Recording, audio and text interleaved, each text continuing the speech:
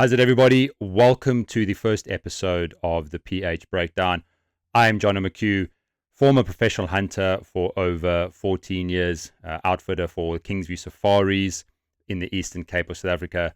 I'm no longer outfitting. I'm no longer in the Eastern Cape. I've recently moved to Texas in the US. On today's episode, I'm going to break down a Vaal Rhebok. I'm going to give my take on what I see on the video. I'm going to try and point out some tips, some hints, things that I notice, and give some feedback to anybody that's watching. Maybe someone is planning a trip to South Africa, and these types of videos can help you guys. I am by no means an expert in PHing, a know-it-all. I'm purely just armchair quarterback in here. I'm just giving my opinions as to what I see. I am by no means having digs at any of the PHs featured in these videos or the clients themselves. I'm just going to give my perspective, my thoughts, my opinions. And as I said, for anybody that's planning a trip to South Africa or any part in Africa, hopefully what I bring up in these videos helps you guys out. So let's dive into the first video. It's a really good one. It is a Vaal Rhebok. And by the way, the videos that I use here, I'm going to put the links in the description, and I'm more than happy to give credit to whoever made these videos and I use, so that you guys can go and watch the full episodes yourself. Likewise, if anybody here comes across any really cool or interesting videos on YouTube, social media, whatever it may be, feel free to send them over to me and I'll do a PH breakdown and give my thoughts on them. Okay, let's jump into this video. So we're starting out here. You can obviously see classic Karoo setting in the Eastern Cape, vast open spaces, very little vegetation. I'm going to play the video and then I'm just periodically going to stop it along and maybe make some comments. So let's jump in. Always colder. We're probably at about 7,000 feet as we're sitting here now, and at the tops of these mountains is 8,000. So that's classic Vaal Rhebok hunting right there. Just let me see if I can just bring it back a little bit. There we go. You're up on the side of the hill. There isn't much cover. You need a really good spotting scope. You need a good jacket. And you need something to just get that chill off the back of your neck, because a lot of the times that wind is blowing up there in the Eastern Cape when you're going after Farley. So yeah, just a classic senior, good spotting scope by the PH. That's a big deal breaker, because there isn't much brush. You can't exactly get in close enough a lot of the times to the animals here to really get a good look if you've got some 10x42s. And also naturally just the makeup of the Vaal Rhebok horns being long and thin. It's going to be difficult to judge a trophy, like I said, with some 10x42s at a far off distance. They're not going to have big spiraling horns like a kudu or an eland or something like that where you can easily judge from a distance. So if you're going Farley hunting, you definitely need a really good spotting scope. Probably 7,000 feet as we're sitting here now, and at the tops of these mountains is 8,000 feet. So 8,000 feet above sea level. We're pretty high up. That's high. Walking, you suck oxygen. It's always exposed like this, and the Vaal Rhebok have got a keen sense of eyesight and smell, and so they are generally of the toughest little guys to get. Best to see them from a distance first and be able to put a good... So this is really good. What I like what the PH is doing here. I know that they're obviously making a video, but this is a guy's hunt. But he's just laying it out really nicely. He's obviously explaining the terrain, explaining the habitat that you find these Vaal Rhebok in. It's so nice that when you are sitting on the side of the hill, maybe there is not a lot of stuff happening. So you just want to relay some information, just keep some good chat between you and the client, between the hunter. Elevation is a good one, just explaining kind of what to expect from the Farleys, the chances, the risks that they might see you. So yeah, really nice here to just hear this explanation from the PH. It's good going. Stalk on them. So we've seen a couple coming in here. We want to look at a few more places. Oh, look at that. That is classic Vaal Rhebok country there. And you can just see long distances, not much vegetation or whatsoever. Grasslands. I don't know. I'm just trying to look and see if there is actually any Farleys that they're looking at, or maybe they're just kind of panning around on the terrain. But that sort of dry, almost yellow brownish grass color, those Vaal Rhebok blend in so well, and it is so difficult to see them. You look at the side of the hill, and a lot of the times you'll think there's nothing there.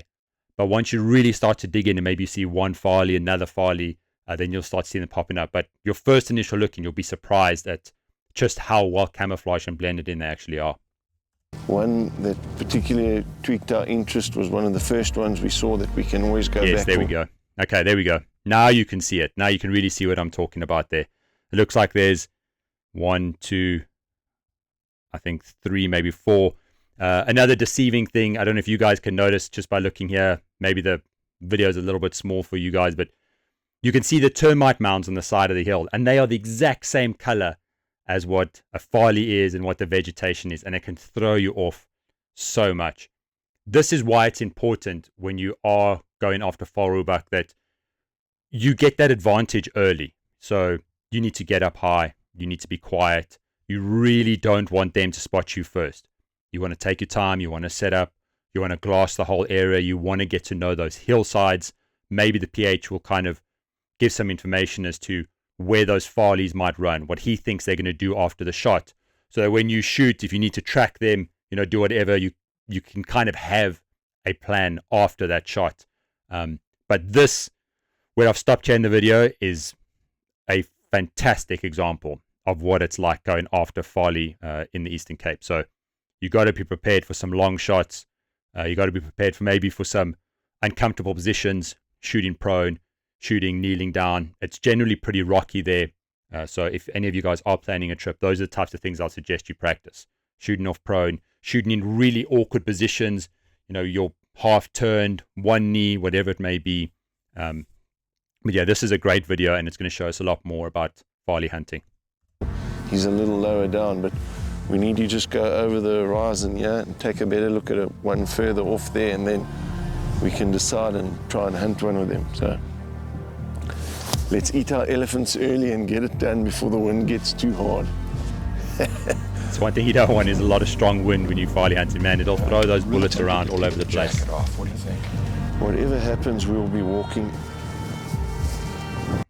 I'm just going to stop it there quickly, because seeing this is just, it's giving me goosebumps, bringing back so many memories of the times when you're jumping off the back of a truck, you've seen some animals that you want to go for, and you're loading the bullets into the gun, you're kind of prepping the client, you're starting to feel that excitement build, you're kind of talking to yourself in your head, coming up with plans.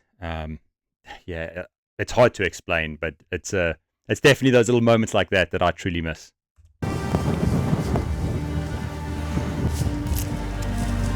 Like the backpack. Backpack's a good call if you ever need to rest your rifle on it. It's well done. Mountain Rhebok, and they will spook. So let's look from this one. Maybe we can still see. There we go. See, that's another fantastic example that they're showing in this video. Mountain Rhebok. You're always going to get mountain Rhebok and farleys in the same area. Although the farleys have got fantastic eyesight, really good hearing, like I said, a lot of the times if you are hanging back from far off, couple of valleys over, glassing them, you might not notice that there could be mountain Rhebok 150, 200 yards down the way, and it sees you, and all of a sudden it gives it like a loud alarming call, a whistle.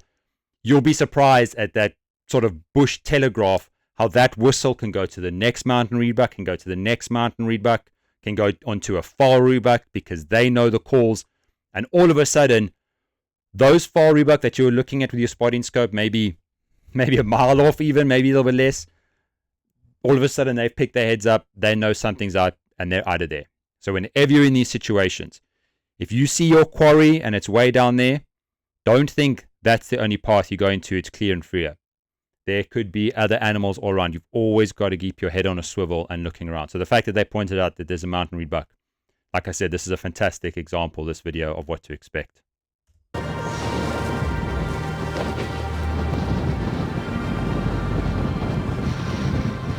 So they're still like 450 from us here, which is the closest. So let's walk down.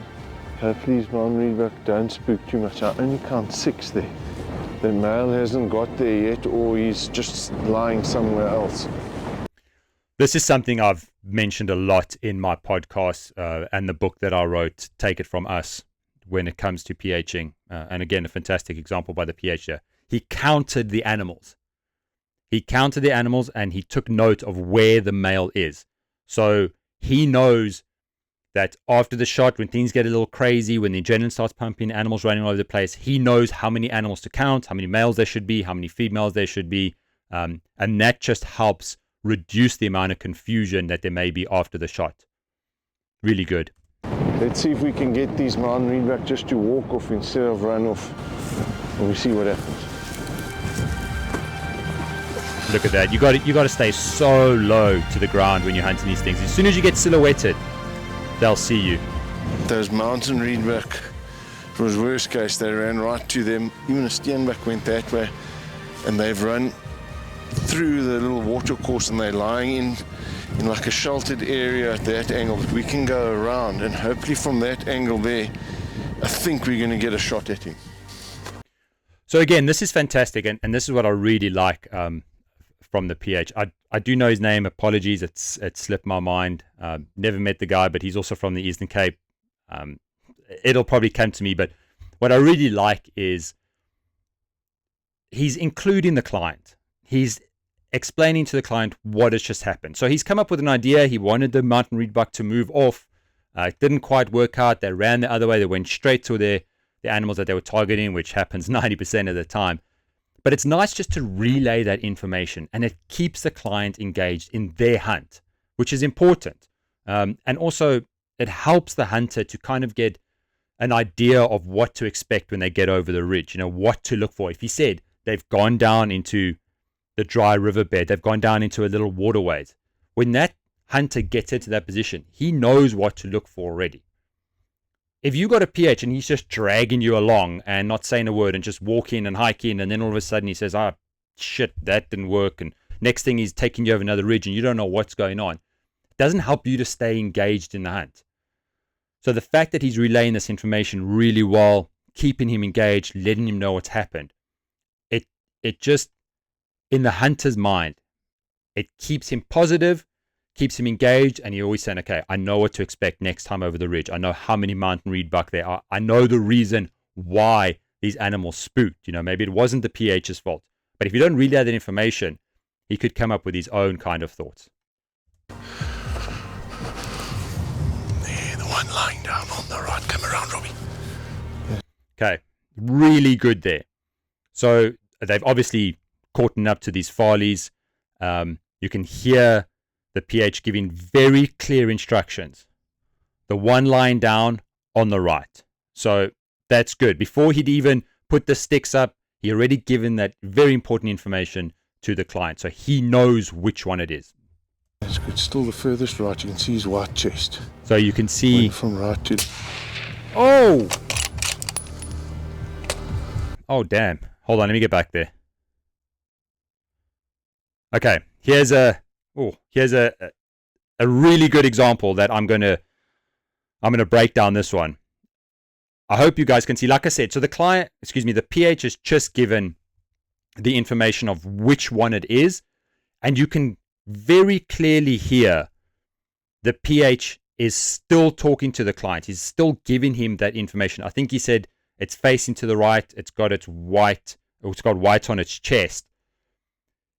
Never once did he say, shoot, fire, take it when you're ready, and in the client shot. I'm just going to play. I'm going to go back 10 seconds. I want you guys to listen to the PH giving the client instructions, and then him relaying that information, and then the client taking the shot. And I want you to hear that the PH never says, shoot, take the shot, anything like that, and then I'm going to play it back again. So just listen. Around, Robbie.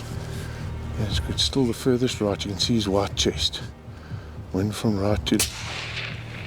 Shot up over the top. So what the PH was actually saying is wind from right to left, and then the client shot. Now, this isn't anything negative against the hunter. For whatever reason, we don't know before this video was made if maybe they were chatting in the truck and he said, look, if you ever feel confident and the crosshairs are on it, you just take it. We don't know that. But in this situation, the fact that he is still relaying a bit of information to the hunter, you can see that the Vaal reedbuck, maybe they were spooked from the mountain reedbuck, but they don't necessarily know the guys are there. They're not on high alert. They're not giving the call. So they're They're a little bit relaxed, but they're slightly alert. There's no need for a rush. Now, maybe this hunter's got earplugs in. We don't know. Maybe he took the first instructions that the PH said, saw which one it was, had it on its shoulder, he was confident, and he took the shot. The reason why I still think you need to wait for the PH is this reason. And this was always an important reason for me, and I'm sure it's the same for many other PHs. When you've relayed that information to the client and he knows which animal is on and he's steady on the sticks, generally you're then focusing on that animal with your binoculars. Now that is vitally important because as a PH, you need to know where that shot is going to hit on that animal. You need to follow that animal to see which way it's running. I know with Vaal Rhebok, it's a little bit easier because it's a wide open space. There's not much brush, so you can easily track them. A lot of the times, if it's kudu, if it's Inyala, Impala, red hartebeest, whatever it may be in thick brush, you need to be able to track that animal after the shot. So it's important that you guys as the hunters wait for that go ahead from the PH. Maybe you can talk about it beforehand and he can say, look, if you guys are comfortable, take the shot whenever you want. But preferably, I always used to say to the guys, wait until I tell you to shoot. It's not anything negative against you or anything that you can't do it. I need to be ready. I need to see where that shot is hit. I need to track those animals after the shot. So I think here, this may have been a little bit of a mishap. Maybe the hunter was just a little bit too quick on the trigger and should have waited for the command from the PH. But let's see how this one pans out. I didn't see it do anything to him. See, do you hear the PH there? I didn't see it do anything to him. So he's clarifying maybe a miss. From the footage over there, you could see that there was a lot of dust kicked up behind it. Looked like it shot high and a little bit to the right. But that PH is just clarifying. I didn't see it do anything to him. Got that out of my system. Yeah. I'm good for one of those PHs. One for 100. That's fine. That little interaction there is fantastic. That little bit of laugh, that client saying, well, I got that one out of the system. I love it. As much as these situations suck when you've been put in on a stalk and you've missed the animal or maybe you've wounded, which you never want obviously to happen, you got to stay jovial, you got to stay happy, you got to stay positive. You're out there, you're hunting in Africa at the end of the day. You know, your PH is doing the best he can, you're doing the best you can. Sometimes you're going to send out a flyer. So the fact that this client was kind of like, well, I got that one out the system, they had a good chuckle, I really like that. That keeps that relationship strong between the PH and the client, and it just keeps that morale high, which is super important. So yeah, kudos to those guys. Let's see if they can get onto it. Yep. I reckon that there where those rocks are, where they were coming down, they probably went through there and that's where they got through and they've proceeded, yeah, like there. Yeah, they're coming back with another game plan. Good to see. Now they set an ambush and hope that they come in our direction. Coming over on top of them, wind is not going to, the wind will be right in our face. We can get on the right side of the wind for the first time in a while. It'll be a downhill shot, it'll be much more comfortable. The wind, I promise you, the wind is so important when you're hunting Vaal, especially in the Karoo there. And in those valleys, those distances, that wind is swirling all the time. Okay, there we go. I think you can see, really looks like a really nice male. Looks like just the top of his head. I'm guessing for the sake of the video and editing, they've kind of gone a little bit forward now and they're getting into position. We just saw the PH crawling in under a bush there. So looks like they're in a great spot. Not too far of a shot if this is just coming from the cameraman. Look at that. One bush to get behind. It's just classic Karoo hunting. Look at the wind pushing that bush all over the place too. That shows you just how windy it is out there. He's bedded down, left of the females, like 200 yards. 192 are ranged. Okay, again, fantastic job by the PH. He knows the situation. He's relaying as much details as he can back to the hunter, so the hunter knows which one it is. He said it's bedded down, left of the females. I think he said left of the females. And he knows now that that hunter can find the right male. I think we must push this backpack in and you get comfy on the backpack. Told you, backpack, good idea. Good rest. Look how low down these guys are keeping and how slow they're moving. So important. You can see the horns in the head. Okay. Yeah, 200 yards. Can you see that? 200-yard shot on a Farley is a pretty close shot. Right. Yeah, green was to the right. Yeah, it looks like a V. Yeah. Horns, yes. I wonder if they're going to whistle, try and get him to stand. Look at that. I guarantee you, even though he's on a backpack, he's probably lying on a rock. He's probably got thorns poking him in the side of the leg. I'm sure it's not comfortable, but he's got a good, nice, thick jacket. I'm sure his elbows are fine. He's rested on the bag. When you guys are practicing for Africa, do whatever you can to try and shoot from uncomfortable positions. You've got to get used to being uncomfortable a lot of times. It's all very well sitting on a nice bench, just drilling a target and trying to get your groupings as tight as possible within an inch. That's cool.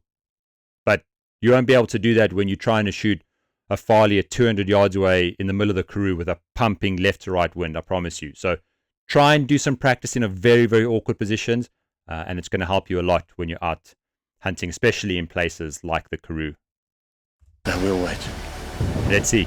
Okay, so they're body's going to to the wait right for him of to him. stand. Are you pretty solid? I'm gonna whistle and he might stand up. He's going to whistle. Let's see. Woo! There we go. Good hit. Good shot. Yeah. Okay. Here we go. Nice. Again, a little bit before the PH gave him that thumbs up, but he was confident These things and are very, very well done. notoriously difficult to get.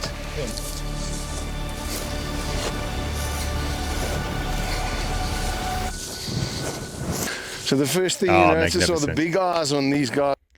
Magnificent. What a cool fall, Rhebok. Well done to the PH. Well done to the hunter. You guys clearly worked hard for that. Nothing wrong with a missed shot as long as you get back on it and you follow up and you come up with a game plan. Well done, guys. Congratulations. Fantastic fall, Rhebok. I hope you guys enjoyed this PH breakdown. And like I said, if anybody has any video suggestions, I am going to be doing some more in the future. This is a little series I'm going to be doing on the YouTube channel only. If you've enjoyed this, please do me a favor. Like and subscribe to this channel. It really does go a long way. If anybody is thinking of planning a trip to South Africa, you're more than welcome to reach out to me too. Happy to answer any questions you guys have. Cheers.